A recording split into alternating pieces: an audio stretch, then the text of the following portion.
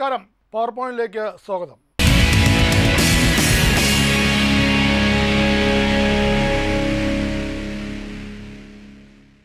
കേരളത്തിൽ എന്താണ് സംഭവിക്കുന്നത്? മനുഷ്യ മനസാക്ഷിയെ ഞെട്ടിക്കുന്ന സംഭവവികാസങ്ങളാണ് ഓരോ ദിവസവും കേരളത്തിൽ അരങ്ങേറിക്കൊണ്ടിരിക്കുന്നത്. ഇതിന് ആരാണ് ഉത്തരവാദി? ഇത്തരത്തിൽ സമൂഹ മനസാക്ഷിയെ ഞെട്ടിക്കുന്ന സംഭവങ്ങൾ ഉണ്ടായിട്ടും ഇത്തരം ക്രൂരകൃത്യങ്ങൾ എന്തുകൊണ്ട് ആവർത്തിക്കുന്നു? വെഞ്ഞാറമൂട് നടന്ന നടുക്കിയ സംഭവത്തിൻ്റെ പശ്ചാത്തലത്തിലാണ് ഇന്ന് പവർ പോയിൻ്റ് ഈ വിഷയം പരിശോധിക്കുന്നത്. ചർച്ചയിൽ പങ്കെടുക്കുന്നത് കോൺഗ്രസ് നേതാവ് അഡ്വക്കേറ്റ് മഞ്ചവളാകം ജെയിൻ, സൈക്കോളജിസ്റ്റ് ഡോക്ടർ വാണി ദേവി, തിരുവനന്തപുരം ജില്ലാ പഞ്ചായത്ത് പ്രസിഡന്റ് ഡി സുരേഷ് കുമാർ എന്നിവരാണ്. ആദ്യം മഞ്ചവളാകം ജെയിനിലേക്ക്. മഞ്ചവളാകം ജെയിൻ, ഇപ്പോൾ കേരളത്തിൽ എന്താണ് ഈ സംഭവിക്കുന്നത്? നമ്മൾ വെഞ്ഞാറമൂട് നടന്ന സംഭവം ഇതിൻ്റെ പശ്ചാത്തലത്തിലാണ് ഇപ്പോൾ കാര്യങ്ങൾ പരിശോധിക്കുന്നത്. അത് വെഞ്ഞാറമൂട് മാത്രമല്ല, കഴിഞ്ഞ മാസമാണ് ചേരാനെല്ലൂരും ഒരു കുടുംബത്തിലെ 3 പേരെ വകവരുത്തിയത്. എന്നിട്ട് ഒരാളെ കൂടെ വകവരുത്താൻ ബാക്കിയുണ്ട് എന്ന് പറയുകയും ചെയ്തു. അതോടൊപ്പം ഈ ചെന്താമര, പാലക്കാട് ഇനിയും ആൾക്കാരെ വകവരുത്തും എന്ന് ഭീഷണി മുഴക്കി നടക്കുന്നു. ഏറ്റവും ഒടുവിൽ വെഞ്ഞാറമൂട് നടന്ന സംഭവം. ഇത്തരത്തിൽ എന്തുകൊണ്ടാണ് ഇത്തരത്തിലുള്ള സംഭവങ്ങൾ ഉണ്ടാകുന്നത്? ബോധവൽക്കരണം നടത്തുന്നുണ്ട്, അത് ഒരു വഴിക്ക് ബോധവൽക്കരണം നടത്തുന്നു. ലഹരി ഉപയോഗം വർദ്ധിക്കുന്നതാണോ ഇതിന് കാരണം? അതോ ഈ കുടുംബ ബന്ധങ്ങൾ തമ്മിലുള്ള പ്രശ്നങ്ങളാണോ? എന്താണ് ഇത്തരത്തിൽ സംഭവങ്ങളിലേക്ക് നയിക്കുന്നത്? ആർക്കും എന്തും ചെയ്യാം എന്നുള്ളൊരു അവസ്ഥയിലേക്ക് കേരളം കൊണ്ടെത്തിയിരിക്കുന്നു. ഇപ്പോൾ നമുക്ക് ഓരോ ദിവസവും ദൃശ്യമാധ്യമങ്ങളും പത്രമാധ്യമങ്ങളും വരുന്ന ന്യൂസുകൾ കണ്ടാൽ മനസ്സാക്ഷിയുള്ള മനുഷ്യന് സത്യം പറഞ്ഞാൽ ഉറക്കം വരാത്ത രാത്രികളാക്കി മാറ്റിയിരിക്കുകയാണ്. അതിലിപ്പോൾ അവസാനം നടന്ന സംഭവമാണ് നമ്മുടെ വെഞ്ഞാറമൂട് നടന്ന 5 പേരെ കൊലപ്പെടുത്തിയ കേസെന്നുള്ളതേ ഉള്ളൂ. അതിനുശേഷവും അതിന് മുമ്പും വന്നുകൊണ്ടിരിക്കുന്ന കാര്യങ്ങൾ എന്താണ്? ഇവിടെ നേരത്തെ സൂചിപ്പിച്ചതുപോലെ ചെന്താമര ഒരു സ്ത്രീയെ കൊല്ലുന്നു, ജയിലിൽ പോകുന്നു, ജാമ്യം അനുവദിക്കുന്നു, തിരിച്ചു വന്ന് വീണ്ടും 2 പേരെ കൊല്ലുകയാണ്. അപ്പോൾ ഇവിടെ ഈ മയക്കുമരുന്ന് മാഫിയ എങ്ങനെയാണ് കേരളത്തിൽ ഇത്രയും വളരാനുള്ള കാരണം? ഞാൻ രാഷ്ട്രീയം പറയുന്നില്ല, ഒരൊറ്റ കാര്യം ചോദിക്കുന്നു. കേരള ഗവൺമെൻറ് ഈ കേരളത്തിലെ ലഹരി നിർമ്മാർജ്ജനം ചെയ്യാൻ, ഇല്ലാതാക്കാൻ എന്ത് നടപടിയാണ്? ഇവിടെ ബോധവൽക്കരണ ക്ലാസ്സൊന്നും കാര്യമില്ല, ക്ലാസ് ഇരുന്ന് ഉറങ്ങി ജയിച്ചു പോകും. സർക്കാർ ഈ സ്കൂളുകളിൽ ഇപ്പോൾ അറിയാമല്ലോ, നമുക്ക് വരുന്ന ന്യൂസ് 7, 8, 9, 10 ക്ലാസ്സിൽ പഠിക്കുന്ന കുട്ടികളിലാണ് ഏറ്റവും കൂടുതൽ ലഹരി ഉപയോഗം. പിന്നെ +1, +2 എന്നാണ് പറയുന്നത്. അതായത് സ്കൂൾ കാലഘട്ടത്തിൽ തന്നെ എല്ലാ പേരും അവർ കാരിയേഴ്സാണ്, അവർ സപ്ലൈ ആണ് മറ്റുള്ളവർക്ക്. ഓരോ ദിവസവും വരുന്ന ന്യൂസുകൾ കേട്ടാൽ നമ്മളെയൊക്കെ ഇപ്പോൾ എന്താ പറയുന്നത്, പ്രതിഭ MLA മകൻ ഇത് അറസ്റ്റായില്ലേ ലഹരി ഉപയോഗിച്ചതിന്? അവസാനം MLA അത് ഡിനേ ചെയ്തുകൊണ്ട് പത്രക്കാരോട് പറഞ്ഞു എൻ്റെ മകൻ അങ്ങനെ ചെയ്തിട്ടില്ല എന്ന്. പക്ഷേ യഥാർത്ഥ അയാൾ പ്രതിയാണ്. ഇപ്പോൾ അവസാനം VSDPയുടെ നേതാവ് വിഷ്ണുപുരം ചന്ദ്രശേഖരൻ, അദ്ദേഹത്തിൻ്റെ മകനെ നെയ്യാറ്റിൻകര പോലീസ്, തിരുപുറത്ത് പൂവാർ പോലീസ് അറസ്റ്റ് ചെയ്തിരിക്കുകയാണ്. അതിൻ്റെ ക്വാണ്ടിറ്റി കുറയാണ്ട് ജാമ്യം കൊടുത്തു.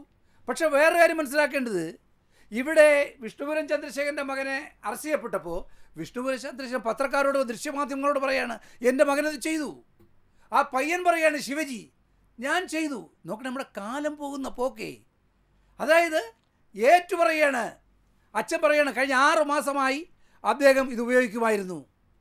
പത്രക്കാർ ചോദിച്ചു, നിങ്ങൾക്ക് ലക്ഷണം വല്ലതും കാണാൻ കഴിഞ്ഞോ? 6 മാസമായി ബാത്റൂമിൽ പോകുമ്പോൾ വൈകിയാണ് പുറത്ത് വരുന്നത്. ഒരു രക്ഷാർത്ഥ പറയുകയാണ്, ഒരു നേതാവ് പറയുകയാണ്. മകനോട് പത്രക്കാർ ചോദിക്കുകയാണ്, നിങ്ങൾ ഉപയോഗിച്ചു. ആരോട് പറയാണ്? സമൂഹത്തോട് പറയാണ്. കാലം പോകുന്ന പോക്കേ. ഈ സർക്കാർ നിരോധിത സാധനങ്ങൾ, നമ്മുടെ ശരീരത്തിന് ഹാനിയാകുന്ന സാധനങ്ങൾ, അത് ഉപയോഗിച്ചു എന്ന് പോലും മാധ്യമങ്ങളുടെ മുന്നിൽ പറയാനുള്ളൊരു മനസ്സ്. പറഞ്ഞത് ചിലപ്പോൾ ശരിയായിരിക്കും, ഞാൻ അങ്ങോട്ട് കിടക്കുന്നില്ല. പക്ഷെ ഞാൻ ഉപയോഗിച്ചു എന്ന് അച്ഛനും മോനും പറയുകയാണ്. ആ അച്ഛൻ പറയുകയാണ്, മകൾ LLM കിട്ടിയ ഒരു കുട്ടിയാണ് വിവാഹം കഴിച്ചത്, കല്യാണം കഴിഞ്ഞിട്ട് 1 വർഷമേ ആയിട്ടുള്ളൂ, എൻ്റെ മകൻ ഉപയോഗിച്ചു. അപ്പോൾ ഇവിടെ ഒരു കാര്യം നമ്മൾ മനസ്സിലാക്കേണ്ടത്, അദ്ദേഹം ഒരു കാര്യം കൂടി പറയുന്നുണ്ട്, തിരുവനന്തപുരം ജില്ലയിൽ ഇതിൻ്റെ ചങ്ങലയാണ്. ഞാൻ അതിൻ്റെ ലിസ്റ്റ് തരാം, ഞാൻ SP-ക്ക് അതിൻ്റെ ലിസ്റ്റ് കൊടുക്കും, ഞാൻ അറസ്റ്റ് ചെയ്ത ഉദ്യോഗസ്ഥനെ ഞാൻ കൺഗ്രാജുലേറ്റ് ചെയ്യുന്നൊക്കെയാണ് അദ്ദേഹം പറഞ്ഞത്. അപ്പോൾ ഈ രാജ്യത്ത്, ഈ സംസ്ഥാനത്ത്, പ്രത്യേക തിരുവനന്തപുരം ജില്ലയിൽ ഈ ലഹരി മാഫിയ എന്ന് പറയപ്പെടുന്നത് അരങ്ങു വാഴുകയാണ്. ശരിയാണ്. നോക്കൂ, ഒരു സെക്കൻഡ് കൂടി. തിരുവനന്തപുരത്ത് നോക്കൂ, സർക്കാരിൻ്റെ നേതൃത്വത്തിൽ മാനവീയം എന്ന് പറഞ്ഞ് നടക്കുന്നത് തിരുവനന്തപുരം, അതായത് സെക്രട്ടേറിയറ്റിൻ്റെ മൂക്കറ്റത്ത് സർക്കാരിൻ്റെ മാനവീയം, സർക്കാർ അതിന് പാത ഒരുക്കി കൊടുക്കുകയാണ്. അവിടെ എന്താ രാത്രി നടക്കുന്നത്? ആ സർക്കാർ മാനവീയം എന്ന് പറയപ്പെടുന്ന ആ തെരുവീതിയിൽ രാത്രി നടക്കുന്നത് ഈ ലഹരി ആട്ടമാണ്. അതുപോലെ കൊച്ചിയിൽ നമുക്കിവിടെയൊക്കെ മനസ്സിലാക്കാൻ കഴിയുന്നത് സർക്കാരിൻ്റെ ഒരു സപ്പോർട്ടുണ്ട് എന്ന് ഞാൻ പറയുന്നില്ല. പക്ഷേ സർക്കാർ ഈ കാര്യത്തിൽ ഇത് നിയന്ത്രിക്കാൻ സർക്കാരിന് കഴിഞ്ഞിട്ടില്ല എന്നുള്ളത് സർക്കാരിൻ്റെ ഏറ്റവും വലിയ വീഴ്ചയായി കാണും. സുരേഷ് കുമാർ, ഈ സർക്കാർ അതാണ് ഇവിടെ ചൂണ്ടിക്കാണിക്കുന്നത്. സർക്കാരിൻ്റെ ഒരു വീഴ്ച. ഈ കുടുംബ പ്രശ്നങ്ങളൊക്കെ അവിടെ നിൽക്കട്ടെ, അത് ചിലപ്പോൾ ഈ കടം കയറിയായിരിക്കും ഇദ്ദേഹം ഇത്രയും പേരെ കൊന്നൊടുക്കിയത്. പക്ഷേ ഈ സർക്കാർ ഈ ലഹരി മാഫിയയ്ക്ക് അരങ്ങൊരുക്കുന്നു എന്ന ആരോപണം വളരെ ശക്തമാണ്. കാര്യം ഇതിൻ്റെ ഈ ചെയിൻ കണ്ടുപിടിച്ച് അത് മുറിക്കുക, സപ്ലൈ മുറിക്കുക, അതൊക്കെയാണ് ഉറവിടം കണ്ടെത്തി ചെയ്യുക. അങ്ങനെ ഒരു ആത്മാർത്ഥമായ ഇടപെടൽ സർക്കാരിൻ്റെ ഭാഗത്തു നിന്നും ഉണ്ടായിട്ടുണ്ട്. പ്രത്യേകിച്ച് നിയമസഭയിൽ ഇത് സംബന്ധിച്ച ചോദ്യത്തിനൊന്നും വ്യക്തമായ ഒരു മറുപടി പോലും സർക്കാർ നൽകാൻ കഴിയുന്നില്ല. സർക്കാർ വിചാരിച്ചാൽ ലഹരി മാഫിയ അടിച്ചമർത്താൻ കഴിയും. പക്ഷേ അങ്ങനെ കഴിയാത്തത് കൊണ്ടാണ് ഇത്തരം സംഭവങ്ങൾ ആവർത്തിക്കുകയും ചെയ്യുന്നത്. നമുക്കത് എങ്ങനെ തടയാൻ കഴിയുന്നത്? നോക്കൂ, കേവലം കക്ഷി രാഷ്ട്രീയത്തിൻ്റെ അടിസ്ഥാനത്തിൽ ഇത്തരം പ്രവർത്തനങ്ങളെ, ഇത്തരം ദുഷ്ചെയ്തികളെ നോക്കിക്കാണുന്നത് തന്നെ അങ്ങേയറ്റം മോശപ്പെട്ടൊരു കാര്യമാണ്. ഇവിടെ സൂചിപ്പിച്ചു, ഗവൺമെൻറ് കൃത്യമായി നിയമസഭയ്ക്കകത്ത് പോലും വിവരങ്ങൾ നൽകുന്നില്ല, മറുപടി നൽകുന്നില്ല എന്നൊക്കെ പറയുന്നത് അത് തെറ്റായ വാദഗതികളാണ്. ഞാൻ മനസ്സിലാക്കുന്നത് കഴിഞ്ഞ കുറേ കാലമായി ഇന്ത്യ മഹാരാജ്യത്ത്, ലോകത്ത് തന്നെ ലഹരിയുടെ ഉപയോഗം വ്യാപകമായി വർദ്ധിക്കുകയാണ്. മറ്റ് കേരളവുമായി താരതമ്യപ്പെടുത്തി നോക്കുമ്പോൾ ഇന്ത്യയിലെ ഇതര സംസ്ഥാനങ്ങളിൽ വളരെ കൂടുതലായിട്ടുള്ള ലഹരി ഉപയോഗവും അതിൻ്റെ കച്ചവടവും അതിൻ്റെ പ്രോസസ്സിങ്ങും ഒക്കെ വളരെ വിപുലമായി നടന്നു വരികയാണ്. ഞാൻ കേരളത്തിൽ നടക്കുന്ന ഈ സംഭവങ്ങളെ, ഈ കാര്യങ്ങൾ ചൂണ്ടിക്കാണിച്ച് സാമാന്യവൽക്കരിക്കുന്നതല്ല, മറിച്ച് വളരെ കക്ഷി രാഷ്ട്രീയത്തിനപ്പുറത്തേക്ക് കേരളം ഒറ്റക്കെട്ടായി നിന്ന് ചെറുക്കേണ്ടുന്നൊരു കാര്യം, ലഹരിയായിരുന്നാലും ശരി, ഇപ്പോൾ ഇവിടെ സൂചിപ്പിക്കപ്പെട്ട രണ്ട് പ്രധാനപ്പെട്ട കാര്യങ്ങൾ, ഒന്ന് പാലക്കാട് നടന്നത്, മറ്റൊന്ന് വെഞ്ഞാറമൂട് നടന്നത്. ഇത് ഏത് കാര്യമായിരുന്നാലും ശരി, സമീപകാലത്തുണ്ടായിട്ടുള്ള മറ്റു ചില സംഭവങ്ങൾ, ഞങ്ങളുടെ നാട്ടിലൊക്കെ തന്നെ ഉണ്ടായിട്ടുള്ള ചില സംഭവങ്ങൾ ഒക്കെ തന്നെ അന്ധവിശ്വാസങ്ങളെയും അനാചാരത്തെയും അതുപോലെ തന്നെ ലഹരിയെയും ഈ കുടുംബ ബന്ധങ്ങൾ തമ്മിലുള്ള സ്വരച്ചേർച്ചയില്ലായ്മയും അതുപോലെ തന്നെ മനുഷ്യൻ വലിയ മത്സരം ജീവിതത്തിൽ നടത്തുന്നതുമായി ബന്ധപ്പെട്ട് ആരോടൊന്നില്ലാതെ മത്സരിക്കുന്നതിൻ്റെയൊക്കെ ഭാഗമായി ഉണ്ടായിട്ടുള്ള ദുരന്തങ്ങളാണ്. ആ ദുരന്തങ്ങളെ കേവലം രാഷ്ട്രീയവൽക്കരിച്ച് ഭരിക്കുന്ന ആളുകളുടെ ചുമലിൽ പാപഭാരം മുഴുവനും ഇറക്കി വെച്ച് കൊടുക്കാനുള്ള ഒരു സുവർണ അവസരമായി നമ്മൾ കാണാതെ ഇതിനെ ശരിയും ശാസ്ത്രീയവുമായി എങ്ങനെ പ്രതിരോധിക്കാമെന്നതിനെ സംബന്ധിച്ചുള്ള ഒരു നല്ല സീരിയസ് ഡിസ്കഷനാണ് ജയ്ഹിന്ദിൻ്റെ ഈ പ്ലാറ്റ്ഫോമിൽ നടക്കേണ്ടത് എന്നാണ് എനിക്ക് ആദ്യമേ തന്നെ സൂചിപ്പിക്കാനുള്ളത്. നമുക്ക് എല്ലാവർക്കും അറിയുന്നത് പോലെ ഇപ്പോൾ ചെന്താമരയുടെ വിഷയമെടുത്താലും ശരി, വെഞ്ഞാറമൂട് എടുത്താലും ശരി, അതിനെ സംബന്ധിച്ചൊക്കെയുള്ള കൃത്യമായ വിവരങ്ങൾ പുറത്തു വന്നുകൊണ്ടിരിക്കുന്നതാണ്. ചെന്താമരയുടെ പാലക്കാടുണ്ടായ വിഷയമെന്ന് പറയുന്നത് കേവലമായിട്ടുള്ള അന്ധവിശ്വാസത്തിൽ ജടിലമായിട്ടുള്ള കാര്യങ്ങളിൽ നിന്നും ഉത്ഭവിച്ചതാണ്. അതാണ് ആ 3 കൊലപാതകത്തിലേക്ക് ആ കാര്യങ്ങൾ പോയിട്ടുള്ളത്. ഇവിടെ പരിശോധിക്കുമ്പോൾ അതിൻ്റെ അന്വേഷണത്തിലാണ്. നമുക്ക് പൂർണ്ണമായിട്ടുള്ള വിവരം കിട്ടിയിട്ടില്ല. എങ്കിലും ഒരു ചെറുപ്പക്കാരൻ്റെ കയ്യിൽ കിട്ടുന്ന നിർലോഭമായിട്ടുള്ള യാതൊരു പരിധിയുമില്ലാത്ത പണം, അത് എവിടെയെങ്കിലും വെച്ച് അതിൻ്റെ സോഴ്സ് കുറയുമ്പോൾ അദ്ദേഹം കാണിക്കുന്ന പരാക്രമത്തിൻ്റെ ഏറ്റവും മൃഗീയമായ ഒരു സ്വഭാവമാണ് ഇവിടെ ഉണ്ടായിട്ടുള്ള സംഭവം. നമ്മൾ മനസ്സിലാക്കേണ്ടത്, ഇന്ത്യയിൽ ഏറ്റവും കുറവ് ലഹരി കേസുകൾ റിപ്പോർട്ട് ചെയ്യുന്ന ഒരു സംസ്ഥാനമാണ് കേരളം. ഏറ്റവും ശക്തമായ ലഹരി വിമുക്ത ശൃംഖല ഇന്ത്യ രാജ്യത്ത് നിലനിൽക്കുന്ന ഒരു സംസ്ഥാനവും കേരളമാണ്. അത് വിമുക്തിയിലൂടെയൊക്കെ നമുക്കതിൻ്റെ മറ്റ് വിശദാംശങ്ങളിലേക്ക് ഞാൻ പോകുന്നില്ല, വളരെ സിസ്റ്റമാറ്റിക്കായി പ്രവർത്തിച്ചുകൊണ്ടിരിക്കുകയാണ്. ഇവിടെ പിന്നെ സൂചിപ്പിക്കപ്പെട്ട ചില സംഭവങ്ങൾ, ഒറ്റപ്പെട്ട പേര് പരാമർശിച്ചൊക്കെ ഉണ്ടായിട്ടുള്ള സംഭവങ്ങളെ സംബന്ധിച്ച് ഞാനതിനെ കുറിച്ച് കൂടുതലായിട്ടൊന്നും ഞാൻ പറയാൻ ആഗ്രഹിക്കുന്നില്ല. എങ്കിലും രാഷ്ട്രീയമായി വലിയ വിയോജിപ്പ് എനിക്ക് ശ്രീ വിഷ്ണുപുരം ചന്ദ്രശേഖരനോടുണ്ട്. പക്ഷേ അദ്ദേഹത്തിൻ്റെ പ്രവൃത്തി എന്ന് പറയുന്നത് അങ്ങേയറ്റം അഭിനന്ദനാർഹവും അതുപോലെ തന്നെ സ്വാഗതാർഹവുമായിട്ടുള്ളൊരു അല്ല, അത് കാര്യമാണ്. 6 മാസമായി അദ്ദേഹത്തിന് അറിയാമെങ്കിൽ അദ്ദേഹം അത് എന്തുകൊണ്ട് പോലീസിനെ അല്ല, അറിയിക്കുന്നില്ല 6 എന്നൊരു മാസമായി ചോദ്യമുണ്ട്. അദ്ദേഹത്തിന് അറിയാമെന്നല്ല പറഞ്ഞത്, അത് കേട്ടതിലെ പിശകാണ്.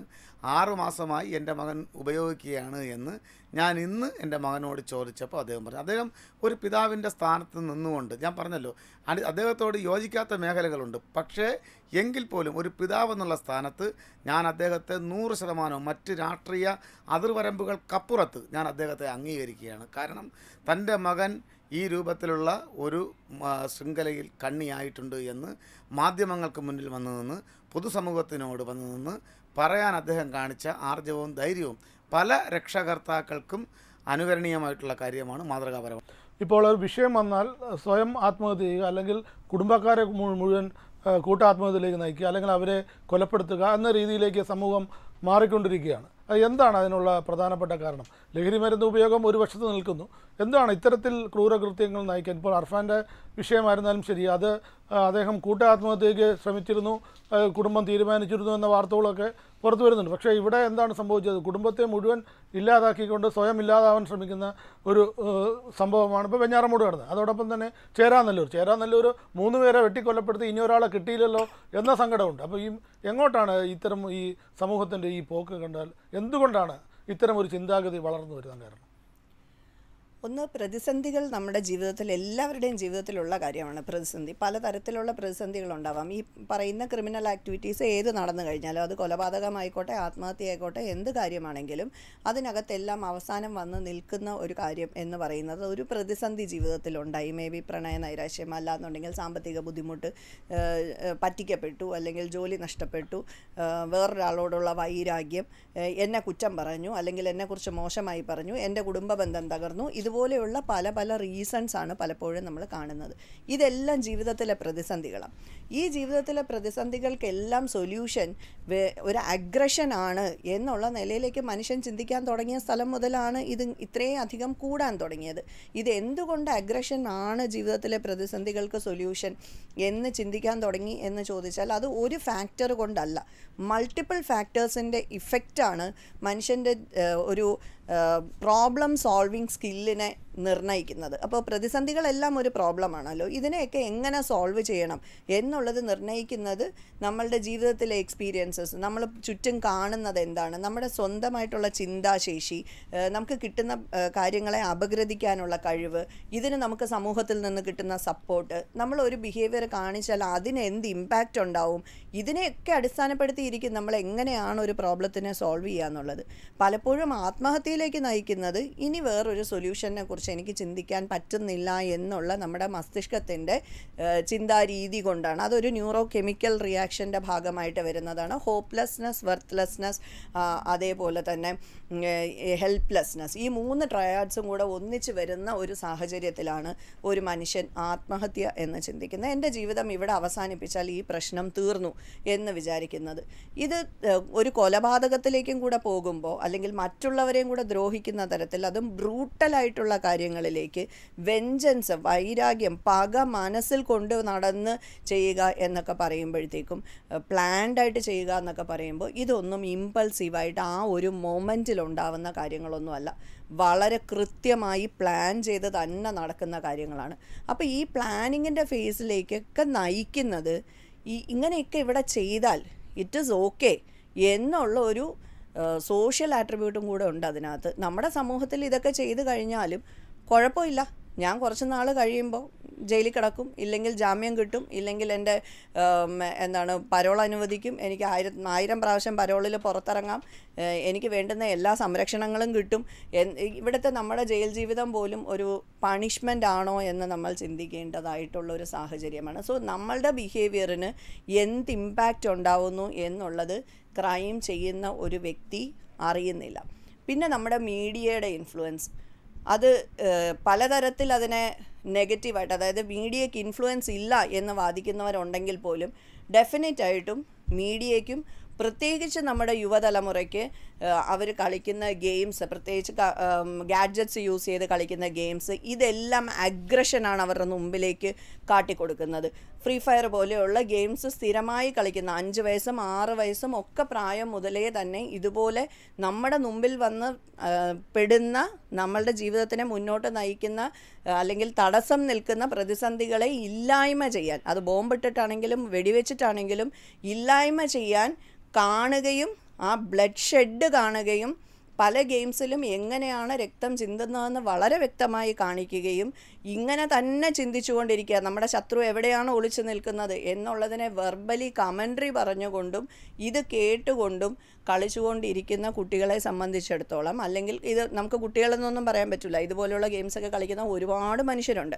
ഇത് റെഗുലറായിട്ട് ചെയ്യുകയും ഒപ്പം മീഡിയാസിൽ ഇതുപോലെയുള്ള കാര്യങ്ങളെ കീറി മുറിച്ച് വിശകലനം ചെയ്യുന്ന അവസ്ഥകളും ഇതിനെ കൃത്യമായി എങ്ങനെയാണ് ഒരു ക്രൈം ചെയ്തത് എന്നൊക്കെ വിഷ്വലൈസ് ചെയ്ത് കാണിച്ചു കൊടുക്കുന്നതും ഒക്കെ ഒരു പ്രതിസന്ധി വരുമ്പോൾ നമുക്കിതുപോലെയൊക്കെ ചെയ്യാം എന്ന് തോന്നാനും ഇതിനോടൊന്നും ഒരു സെൻസിറ്റിവിറ്റി ഇല്ല, അതൊക്കെ ഇതൊന്നും ബ്രൂട്ടലാണ് എന്ന് തോന്നാത്ത വിധം, അതിനോടൊന്നും നമുക്കൊരു സെൻസിറ്റിവിറ്റി തോന്നാത്ത, ഒരു അറപ്പ് തോന്നാത്ത, അല്ലെങ്കിൽ ഒരു ഭയം തോന്നാത്ത അവസ്ഥയിലേക്ക് നോർമലൈസ് ചെയ്യപ്പെടുന്ന രീതിയിലേക്ക് മനുഷ്യൻ്റെ ചിന്താഗതികളെ കൊണ്ടെത്തിക്കും.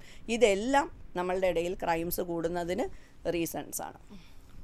മഞ്ജുളാം ജയൻ, ഇപ്പോൾ അദ്ദേഹം പറയുന്നതെന്ന് പറഞ്ഞാൽ ഇന്ത്യയിൽ തന്നെ ഏറ്റവും കൂടുതൽ കുറവ് ലഹരി കേസുകൾ റിപ്പോർട്ട് ചെയ്യുന്നത് കേരളത്തിലാണ്.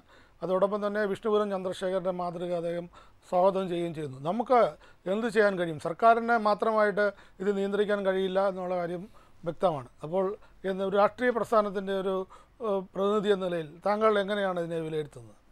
നോക്കൂ, ബഹുമാനപ്പെട്ട ജില്ലാ പഞ്ചായത്ത് പ്രസിഡന്റ് പറഞ്ഞത് ഈ വിഷയത്തെ വെറും ഒരു രാഷ്ട്രീയവൽക്കരിക്കരുതെന്നുള്ളതാണ് എന്നാണ് നമുക്ക് പറയാനുള്ളത്. പക്ഷെ ഒരു കാര്യം മനസ്സിലാക്കണം, ഇവിടെ ഇപ്പോൾ നടക്കുന്ന ലഹരിയുമായി ബന്ധപ്പെട്ട ഒട്ടേറെ കേസുകൾ പ്രതിയാരാ? SFIക്കാരും DYFIക്കാരുമാണ്. അതല്ലെന്ന് പറയാമോ ജില്ലാ പഞ്ചായത്ത് പ്രസിഡന്റിന്? ഒരുപാട് കേസുകൾ ഞാൻ തരാം. ഒരുപാട് കേസുകളിൽ പോലീസ് അറസ്റ്റ് രേഖപ്പെടുത്തിയിട്ടുണ്ട്. പ്രതിഭയുടെ മകൻ കേരളം ഭരിക്കുന്ന ഇടതുപക്ഷ ഗവൺമെൻറ്റാണ്, ഇടതുപക്ഷ MLA യുടെ മകനാണ്. നിരവധി കേസുകൾ DYFIക്കാരും SFIക്കാരും പ്രതികളാണ്. തിരുവനന്തപുരത്ത് നേമത്തുള്ള പയ്യൻ DYFI നേതാവ് തിരുവനന്തപുരത്ത് നിന്ന് ബാറിൽ നിന്ന് മദ്യപിച്ച് നേമത്ത് പോയിട്ട് ലഹരിക്കെതിരെ പ്രസംഗം നടത്തി. നമ്മൾ ദൃശ്യമാധ്യമങ്ങളും പത്രമാധ്യമങ്ങളും വന്നതാണ്. നിരവധി DYFIക്കാർ SFIക്കാർ ഈ കേസിലെ പ്രതിയാണ്. പിന്നെ കേരള നിയമസഭയിൽ ബഹുമാനപ്പെട്ട പ്രതിപക്ഷ നേതാവ് മാസം മുമ്പ് ഈ വിഷയം ഉന്നയിച്ചു, ശ്രദ്ധ ക്ഷണിക്കലായി കൊണ്ടുവന്നു, അടിയന്തര പ്രമേയമായി കൊണ്ടുവന്നു. അന്ന് മന്ത്രി പറഞ്ഞെന്താ? കഞ്ചാവിൻ്റെ ഉപയോഗം കുറഞ്ഞു എന്നാണ്.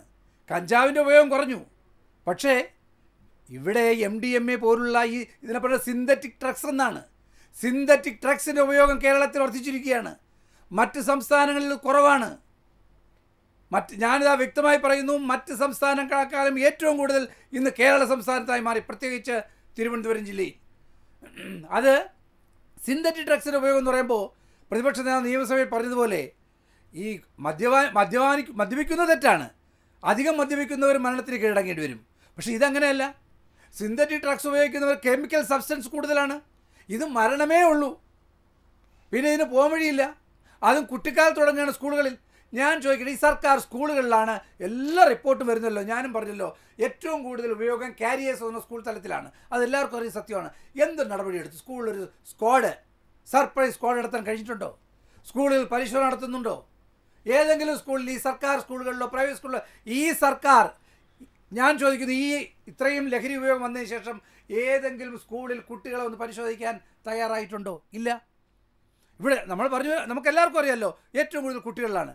ഇത് കേരളത്തെ തീർത്തുകൊണ്ടിരിക്കുകയാണ്, കേരളത്തിൻ്റെ ജനറേഷനെ തീർത്തുകൊണ്ടിരിക്കുകയാണ്. ഈ ലഹരിയാണ് എന്തും ചെയ്യാൻ, അമ്മയെ കൊല്ലാൻ, സഹോദരിയെ കൊല്ലാൻ, പ്രണയിക്കുന്ന കുട്ടിയെ കൊല്ലാൻ, അനുജനെ കൊല്ലാൻ, അമ്മൂമ്മയെ കൊല്ലാൻ, വലിയച്ഛനെ കൊല്ലാൻ, വലിയമ്മയെ കൊല്ലാൻ. ഇതിൻ്റെ ഒരു വികാരം ഇവർക്കൊക്കെ ഉണ്ടാകുന്നത്. കേരളത്തിൽ എന്ത് ചെയ്താലും പേടിക്കേണ്ട കാര്യമില്ല. ജയിലിൽ പോയാലോ സുഖമായി കഴിയാം. ഇവിടെ 51 വെട്ടുവെട്ടി കൊന്ന പ്രതികൾക്ക് പോലും ജയിലിൽ സംരക്ഷണം നൽകിയ ഒരു സർക്കാർ ഇവിടെ നിൽക്കുമ്പോൾ ഞാൻ ചോദിക്കട്ടെ, ഇത് ചെയ്തില്ലെങ്കിൽ അതിശയമുള്ളൂ. സുരേഷ് കുമാർ, ഇത് വ്യക്തിപരമായ കാര്യങ്ങളാണ് പലപ്പോഴും ഈ കൊലയിലേക്ക് നയിക്കുന്നത്. എന്നിരുന്നാലും സർക്കാരിന് ഇക്കാര്യത്തിലൊരു ഉത്തരവാദിത്തമില്ല. അതായത് ഇത് ശക്തമായി നിയന്ത്രിക്കാൻ സർക്കാരിൻ്റെ പങ്ക് നിർവഹിച്ചിട്ടുണ്ടെങ്കിൽ ഇത്തരം ലഹരി മാഫിയകളെ നിയന്ത്രിക്കാൻ കഴിയുമായിരുന്നു. അതാണ് ഇവിടെ മഞ്ചവള വിജയൻ ചൂണ്ടിക്കാണിക്കുന്നത്. ബഹുമാനപ്പെട്ട എക്സൈസ് വകുപ്പ് മന്ത്രി, തദ്ദേശ സ്വയംഭരണ എക്സൈസ് വകുപ്പ് മന്ത്രി ശ്രീ എം ബി രാജേഷ് സമീപ ദിവസങ്ങളിൽ തന്നെ നിയമസഭയ്ക്കകത്ത് വന്ന ചോദ്യങ്ങൾക്ക് വളരെ കൃത്യമായി മറുപടി പറഞ്ഞിട്ടുണ്ട്. സ്കൂൾ വിദ്യാർത്ഥികൾക്കിടയിൽ, കോളേജ് വിദ്യാർത്ഥികൾക്കിടയിൽ മുൻകാലങ്ങളിൽ നിന്നും വ്യത്യസ്തമായി ലഹരിയുടെ ഉപയോഗം താരതമ്യേന കുറഞ്ഞു വരുന്ന ഒരു കണക്കാണ് നിയമസഭയിൽ ആധികാരികമായി കേരള നിയമസഭയിൽ ബഹുമാനപ്പെട്ട തദ്ദേശ സ്വയംഭരണ വകുപ്പ് മന്ത്രി അവതരിപ്പിച്ചിട്ടുള്ളത്. ഇവിടെ അദ്ദേഹം പറഞ്ഞ ചില ആരോപണങ്ങളുണ്ട്. ആ ആരോപണങ്ങളെ സംബന്ധിച്ച് പറയുമ്പോൾ അനാവശ്യമായി ഇതൊരു എനിക്ക് തോന്നുന്നു ഈ ചർച്ചയ്ക്ക് ഒരു എരിവും പുളിയും ഒക്കെ കയറ്റാൻ വേണ്ടിയിട്ടായിരിക്കും SFI DYFI എന്നീ പേരുകളൊക്കെ പരാമർശിക്കപ്പെട്ടിട്ടുണ്ട്. ഞാൻ ചോദിക്കട്ടെ, സമീപകാലത്ത് പിടിക്കപ്പെട്ടിട്ടുള്ള കഞ്ചാവ് മയക്കുമരുന്ന് കേസുകളിൽ ഏതെങ്കിലും ഒരു രാഷ്ട്രീയ അല്ലെങ്കിൽ ഒരു സംഘടനയുടെ ഭാഗമായി നിൽക്കുന്നവരെയാണോ പിടിച്ചിട്ടുള്ളത്? എത്രയോ ആളുകൾ, എനിക്കറിയാവുന്ന യൂത്ത് കോൺഗ്രസിൻ്റെയും അതുപോലെ തന്നെ യൂത്ത് ലീഗിൻ്റെയും ഒക്കെ ആളുകൾ, ഞാനത് ഈ പേര് ഞാൻ അങ്ങനെ കാണാൻ വേണ്ടി ഉദ്ദേശിക്കുന്നില്ല. ഇതിനെ ഒരു പൊതു പ്ലാറ്റ്ഫോമിൻ്റെ ഭാഗമായി കാണാനാണ് ഉദ്ദേശിക്കുന്നത്. ചെറുപ്പക്കാർ, പെൺകുട്ടികളടങ്ങുന്ന ആ യൂത്ത്, അവരിൽ ചില ആളുകൾ ഇങ്ങനെ വഴിതെറ്റി സഞ്ചരിക്കുന്നുണ്ട്. അവരെ കൂടെ നേരായ വഴിക്ക് കൊണ്ടുവരാനുള്ള ഉത്തരവാദിത്വവും ബാധ്യത നമുക്കുണ്ട്. ഇവിടെ കേരളത്തിൻ്റെ പ്രതിപക്ഷ നേതാവ് തന്നെ വളരെ ആധികാരികമായി സമീപകാലത്ത് നടത്തിയൊരു സ്റ്റേറ്റ്മെൻ്റ് ഉണ്ട്. അദ്ദേഹം പറഞ്ഞ വാചകം ആങ്കറടക്കമുള്ള ആളുകൾ, ബഹുമാനപ്പെട്ട ആങ്കറടക്കമുള്ള ആളുകൾ ശ്രദ്ധിച്ചിട്ടുണ്ട് എന്നാണ് ഞാൻ മനസ്സിലാക്കുന്നത്. ഞാൻ എടുത്തുകൊണ്ട് നടന്ന, എന്നെ കോൺഗ്രസിലേക്ക് കൈപിടിച്ചുയർത്തിയ ഒരു നേതാവിൻ്റെ മകൻ മയക്കുമരുന്നിന് അടിമയാണ്. ഞാനിവിടെ പരാമർശിക്കപ്പെട്ടതുകൊണ്ടാണ്, എനിക്ക് പേരറിയാം, ആ നേതാവിൻ്റെ പേരറിയാം ഒക്കെ. നമ്മളതങ്ങനെ പറയുന്നത് ഇത്തരമൊരു ചർച്ചയിൽ നല്ലൊരു ശീലമല്ലാത്തത് കൊണ്ടാണ് ഞാനത് പരാമർശിക്കപ്പെടാതെ വന്നത്. മയക്കുമരുന്നിനും ഇതുപോലുള്ള പ്രവർത്തനങ്ങൾക്കും രാഷ്ട്രീയമില്ല എൻ്റെ സുഹൃത്തെ. അത് മനസ്സിലാക്കാൻ നിങ്ങൾക്ക് കഴിയണം. കഞ്ചാവിൻ്റെയും രാസലഹരിയുടെയും ഒക്കെ വരവ് എന്തുകൊണ്ട് ശ്രീ മഞ്ചവിളാകം ജയൻ ബോധപൂർവം മറന്നുപോയി? ഇന്ത്യ മഹാരാജ്യത്ത് ഇപ്പോൾ പിടിച്ചിട്ടുള്ള രാസലഹരിയുടെ 90% എവിടെ നിന്നാണ്? ഗുജറാത്തിലെ പോർട്ട് വഴി ഈ നമ്മുടെ ഇന്ത്യയിലെ ഇതര സംസ്ഥാനങ്ങളിലേക്കും പ്രത്യേകിച്ച് സൗത്ത് ഇന്ത്യൻ സംസ്ഥാനങ്ങളിലേക്കും കടന്നു വന്ന മയക്കുമരുന്നാണ്. അത് കൃത്യമായി ഈ തെരഞ്ഞെടുപ്പ് കമ്മീഷൻ തന്നെ സമീപകാലത്ത് നടത്തിയ വാർത്താ സമ്മേളനത്തിൽ തെരഞ്ഞെടുപ്പുമായി ബന്ധപ്പെട്ട് പോലും കൊക്കൈൻ്റെയും അതുപോലെ തന്നെ രാസലഹരിയുടെയും വലിയ വരവ് ഉണ്ടായിട്ടുണ്ട്. അത് ഗുജറാത്ത് കേന്ദ്രീകരിച്ചാണ് വന്നിട്ടുള്ളത്. പരസ്യമായി ഇതിനു വേണ്ടി നിർമ്മിക്കാനുള്ള ഫാക്ടറി, പ്രോസസ്സിംഗ് യൂണിറ്റൊക്കെ പ്രവർത്തിക്കുന്ന ഒരു സ്റ്റേറ്റായി ഗുജറാത്ത് മാറുകയാണ്. ഗുജറാത്ത് ആരുടെ ഈറ്റില്ലമാണ്? നമുക്കിതെല്ലാം നന്നായിട്ട് അറിയാവുന്ന കാര്യമാണല്ലോ. ഇനി കേരളത്തിലൊരു വിശേഷപ്പെടുത്തി കഴിഞ്ഞാൽ, ഞാൻ ചാരായത്തെയോ അല്ലെങ്കിൽ മദ്യപാനത്തെയോ അതുമായിട്ടുള്ള ലഹരിയെ പ്രോത്സാഹിപ്പിക്കുന്ന ഒരാളല്ല. അങ്ങനെ പാടില്ല എന്നുള്ള അഭിപ്രായക്കാരൻ തന്നെയാണ് ഞാൻ. പക്ഷേ നമ്മൾ മനസ്സിലാക്കേണ്ടത് 1996 ഏപ്രിൽ 1 ബഹുമാനപ്പെട്ട അന്നത്തെ കേരള മുഖ്യമന്ത്രി ശ്രീ AK ആൻ്റണി ലക്കും ലഗാനുമില്ലാതെ കൃത്യമായിട്ടുള്ളൊരു ഹോംവർക്കിൻ്റെ അടിസ്ഥാനമില്ലാതെ നടത്തിയിട്ടുള്ള ചാരായ നിരോധനം യുവാക്കൾക്കിടയിൽ മറ്റ് ലഹരി തേടിപ്പോകുന്നതിനുള്ള, കഞ്ചാവും അതുപോലെ തന്നെ മറ്റ് രാസലഹരികളും തേടിപ്പോകുന്നതിനുള്ള ഒരു വലിയ സ്പീഡപ്പായിട്ടുള്ളൊരു വഴി ഒരുക്കിയിട്ടുണ്ട്. എല്ലാ യുദ്ധങ്ങൾക്കും ഒരു സഡൻ പ്രൊവോക്കേഷൻ, പെട്ടെന്നുള്ള കാരണം ഉണ്ടാകും എന്നാണ് പറയുന്നത്. നമ്മുടെ ലോകമഹായുദ്ധങ്ങളെടുത്ത് പരിശോധിച്ചാൽ അറിയാൻ വേണ്ടി കഴിയും. ആ സഡൻ പ്രൊവോക്കേഷൻ, ചാരായ നിരോധനം കേരളത്തിൽ രാസലഹരിയുടെയും അതുപോലെ തന്നെ കഞ്ചാവിൻ്റെയും ഉപയോഗം വ്യാപകമാക്കുന്നതിന് ഒരു സഡൻ പ്രൊവോക്കേഷൻ ആയിട്ടുണ്ട്. ഇത് മുഹമ്മദ് ബിൻ തുഗ്ലക്കിൻ്റെ, നമുക്ക് ഈ മുഗളന്മാരുടെ രാജവംശത്തെക്കുറിച്ച് പഠിക്കുമ്പോൾ അതിനകത്ത് കൃത്യമായി പ്രതിപാദിച്ചിട്ടുണ്ട് മുഹമ്മദ് ബിൻ തുഗ്ലക്കിൻ്റെ പരിഷ്കാരങ്ങൾ. അത് എല്ലാം അട്ടർ ഫെയിലിയർ ആയിരുന്നു. അതിൻ്റെ ശ്രേണിയിൽ ചേർത്ത് വെച്ച് വായിക്കാൻ കഴിയുന്നതാണ് ബഹുമാന്യനായ ശ്രീ AK ആൻ്റണി കേരളത്തിൻ്റെ മുഖ്യമന്ത്രിയായിരുന്നപ്പോൾ നടത്തിയ ചാരായ നിരോധനം. അത് കേരളത്തിലെ യുവജനങ്ങളെ തെറ്റായ ദിശയിലേക്ക്, മറ്റു ലഹരി വ്യാപകമായി ഉപയോഗിക്കുന്ന നിലയിലേക്ക്. അല്ല, ഈ LDF സർക്കാർ വന്നപ്പോൾ ബാറുകളുടെ നിരോധനം, അല്ല കൂടുതൽ ബാറുകൾ അനുവദിച്ചപ്പോൾ പറഞ്ഞത് ലഹരി ഉപയോഗം കൂടുന്നു, അതിനെ നിയന്ത്രിക്കാനാണ് ബാറുകൾ അനുവദിച്ചത്. ഇപ്പോൾ 1000-ഓളം ബാറുകൾ കേരളത്തിലുണ്ട്. ലഹരി ഉപയോഗം കുറഞ്ഞോ? ഇല്ലല്ലോ.